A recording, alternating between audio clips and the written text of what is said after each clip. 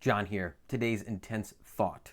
I recently had an experience where I learned the difference between my intentions or my beliefs about myself and reality. I think there is a tension between those two things. We can have intentions in our heart to do certain things, to act in a certain way that dictate how we view ourselves, but that is different from reality very oftentimes. And I think when it comes to me, I think of myself a certain way.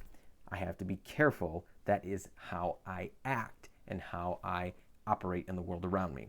Here's what I'm talking about. I recently had an experience where I did something that I felt was kind and considerate for another person.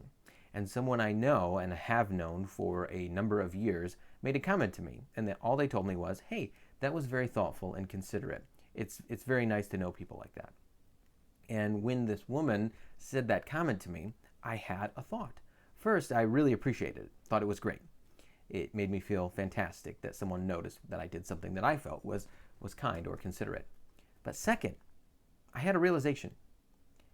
Has this person in the last, 4, 5, 6 years that I've known them, have they never experienced me being kind or considerate? Especially when I view myself as someone who is kind and considerate. It really made me think for a moment. And I realized that I'm probably interacting on a daily basis with many people who have no idea that I view myself or that I am kind or considerate. The only way that they would know that I'm kind or considerate is if I did something kind or considerate, either in their presence or for them. It really started to make me think, how is this possible? Is it possible that I'm viewing myself in a certain way internally, yet it's not being manifested in the world around me?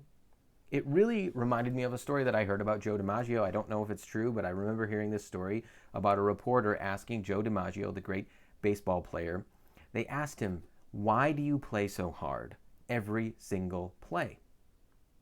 And Joe said, "Somewhere, someone in the stands is seeing me play for the first time, or maybe the only time, and I want them to know how hard Joe DiMaggio plays the game, how he lives his life. If they only get to see him one time, he wanted them to know exactly how he played baseball." And I feel like for me personally, this exchange made me realize that I can't just have intentions. I have to act on those intentions. I have to be careful that if I view myself a certain way, that if I believe certain things about myself, that I have to demonstrate them daily or as often as I can.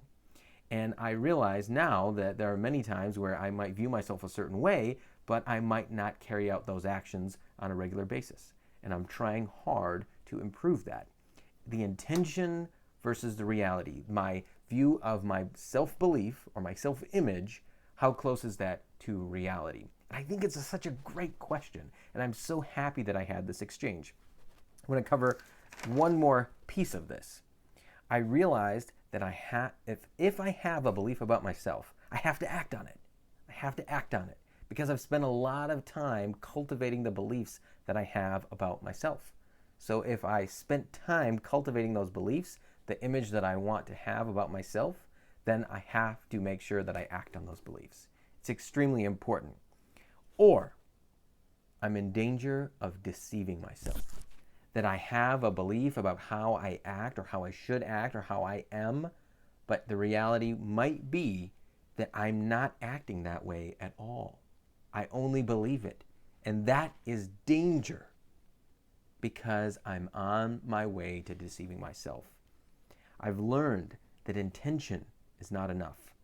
Belief is not enough. I want to become what I believe. And why is this important? Especially to reinvention, we need to be able to find our blind spots. And that's what I'm looking for. And I've started to look for that more and more. That's the tension between intention and reality.